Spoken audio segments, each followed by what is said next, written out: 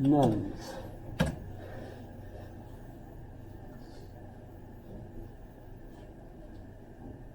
This is asking the internet, what are the nuns? Unchurched. So they do hold, I've got friends that they don't believe in religion, they don't have a lot of faith other than in fellow man kind of thing. But as far as they're concerned, they're spiritual. They're still spiritual, right? So what does that mean exactly? We don't really know. So you lots of different individuals out there, but the number of nuns when when people fill in questionnaires, what religion do you follow, if any? One of the choices is none, and so that's of course where this came from, right? And so there's more and more people who are considered nuns as far as their religious beliefs are concerned. Well, George Berkeley thought that what he needed to do was convince people that the material philosophy of John Locke was simply wrong. And he points out that you can't actually see the primary qualities. Remember that for Locke, there's two kinds of qualities. The primary qualities are the characteristics of the thing in itself that you can't actually see, hear, taste, touch, etc. But it has to be there, because otherwise how could it have an interaction with your senses, right? But instead, the secondary qualities are all the things that I can actually sense about things, and those secondary qualities are all in my brain. Right? Everything I'm seeing here is something that my brain is dealing with, right? So I'm not actually seeing the world as it is, I'm seeing it as it appears to my senses. And by the way, we pretty much accept this today. That's okay. So that's of course. Now, right? Well, Berkeley argues that the reason that all of that is persistent isn't because of atoms and a material world. It's instead because it's a spiritual world. And it's a spiritual world which is the spirit of the mind of God. This is Berkeley, right? And everyone thinks, he's an idealist, right? And basically, as far as everybody's concerned, that's just ridiculous. Nobody has to worry about that. I think it's interesting that since he's in touch with Leibniz, that he and Leibniz are actually in agreement on what they meant by spirit. And I would argue that what they mean by spirit today we call energy. Because actually what's going on in our minds is energy in an arrangement. And it's interacting with the world because it is energy. It's energy and energy, right? We're experiencing energy, so the energy of my environment is impacting on the energy of my perception, right? The difficulty for a materialist is that how does my sense interact with something that's not the same kind of thing, right? Just like for the a problem that Descartes had with the pineal gland, how on earth do you get a soul interacting with the material world? The soul is kind of like a driver that has no arms or legs, right? How is he driving a car with no arms or legs? Well, this does away with that problem. If it's all spirit, if it's all energy, which is what we actually think today, right? Then everything does interact with one another and there's no conflict. So I would argue that what Berkeley was talking about when he was talking about spirit is what we end up meaning by energy today. Remember, that was kind of the weird thing I argued with Thomas Aquinas, that he's trying to figure out a particular problem, that works out to angels in his vocabulary. In our vocabulary, no, it's forces that we think of as in between whatever the universe is, right, and how everything works. It's the forces in the universe, which are all energy in an arrangement, speed usually, etc. Well, I think that's the same issue for Berkeley, that they're trying to figure out how we could interact with things and yet have it persist. He argues that it has to be the mind of God. That's where it's persistent. And so we get this wonderful limerick.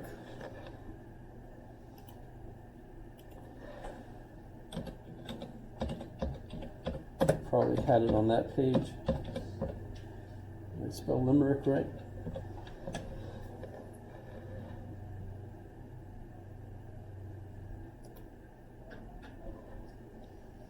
So this is it's kind of silly. There once was a man who said God must think it extremely odd if he finds that this tree continues to be when there's no one about in the quad. Dear sir, and I always do this in a deeper voice for some reason. Dear sir, your astonishment's odd. I am always about in the quad, and that's why the tree will continue to be, since observed by yours faithfully, God. So in other words, the mind of God is always around. This leads to, of course, the wonderful question, which I've got two quiz questions for you today. The one is, do you think we're Klein bottles? What's a Klein bottle?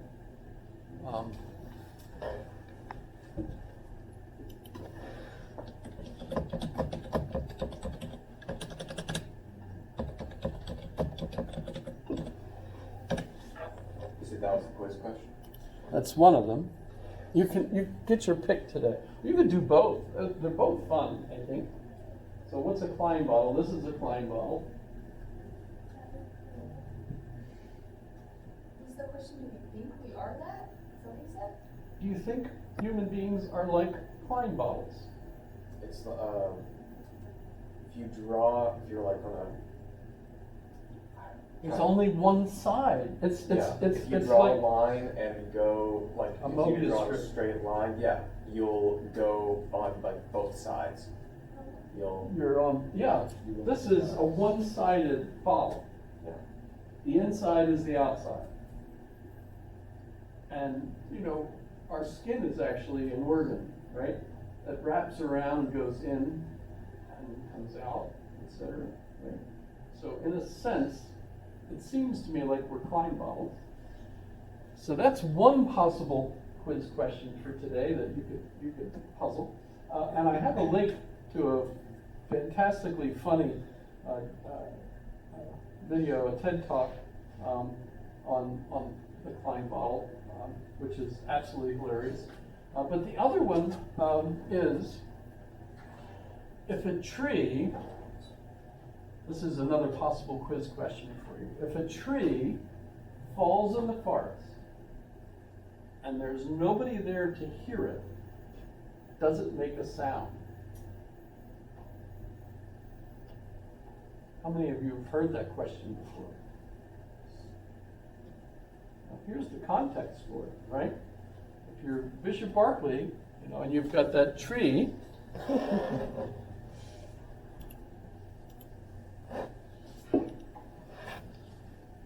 how do you know that the tree continues to be when there's no one about in the quad? Because according to Berkeley, SA is Percipi. SA is Percipi.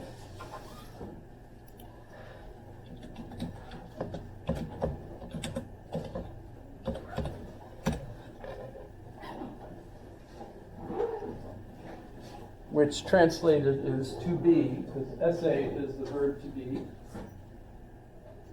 is, or S, Percipi, To be is to be perceived.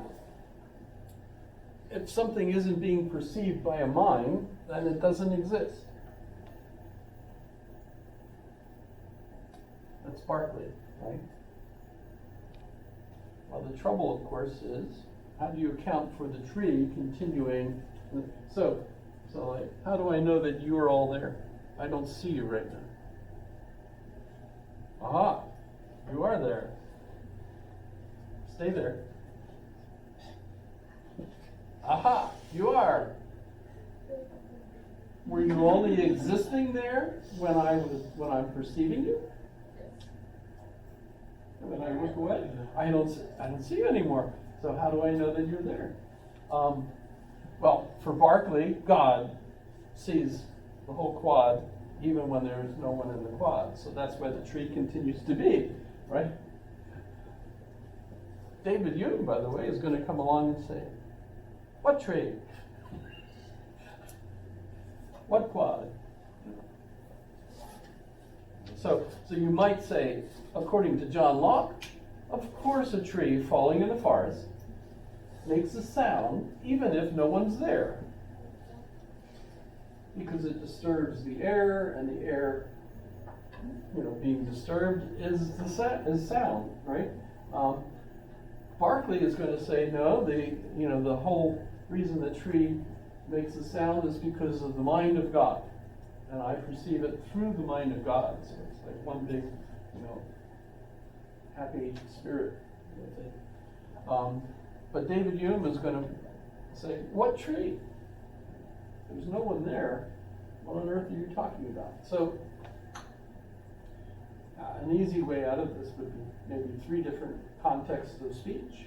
On the one hand, you don't want to deny that sound is created by the tree falling, although I have to admit, whenever I hear rockets in space in Star Wars, I have to laugh. Because that's just dumb. Why did Lucas do that? Well, because you need sound in the movie, But the movie that really convinced me was like space was the movie 2001, The Space Odyssey, where what you heard constantly was the breathing, of the astronaut in his helmet, breathing in and out, that's all you would hear. There's a line, I think, from one of the science fiction Aliens, isn't it, where it says no one, when you're in space, no one hears you scream, something like that. Yeah. Oh well. So 2 possible quiz questions. You can pick whichever one, or deal with both. Who did the? I could find the link. I have to look for it, and it's time. So, was this fun? Yeah. I feel more confused today. I don't know why. I was very upsetting that Vic Fisher died yesterday. If you know Vic Fisher, you're familiar with him. He was 99 years old. So yeah, that's a good long time. But I know it's upset a lot of people. We're going to have clearly some kind of ceremony, in honor of him, etc. And I have to keep calling my friend Bob because he's just a couple months younger. He's 99.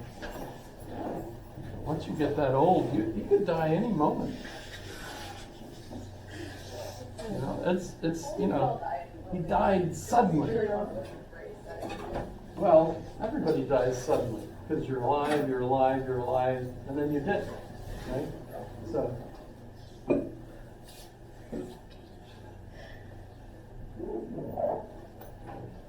That could be fun. Should we wait for the person on the way up? I think so. Yes, probably have to. Alrighty.